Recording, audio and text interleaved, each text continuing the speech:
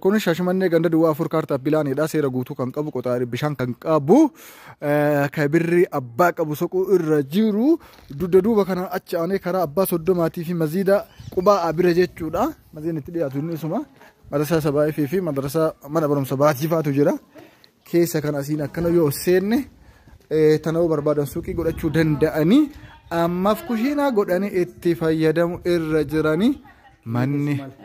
Manni kun akkana jira walumaa galatti kaartaa fi pilaanidha.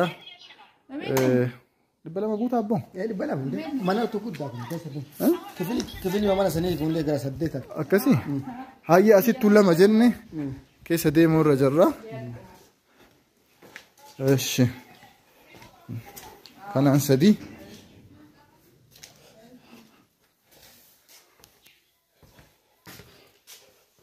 Eshi mana duriiti. Kun shaaworii ganda shaaworii shinti beetii mana keessaatiin jechuudha. Kunillee mana siree barnootaati. Dormii jechuudha. Kun egaa kifilii yookaan kichiinii jedhan san godhatanii akka dukkanaa abboo. Biraatiin badeeraa gama kana. Akkana jirra. Eshi kun kilooderiidha. Tu ala achi baafti. Kun saalooniidha. Saalooniidha. Akkana jirra jechuudha. Saaloonii takka kutaa kanaan 2, kanaan 3, sanii 4, sanii 5, duuban 2, 7. Walumaa gala kutaa xixiqqoo jechuudha. Duuban attoo koottas hin bahe.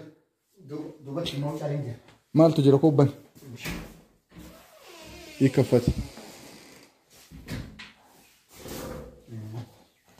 Ta duuba balbala koolaadirii keessaan baanii kasala uumamaan kaayatanii mana fincaaniitiif shaaworii alarraan illee kun asiin jirti. Kunni histooraa jechuudha.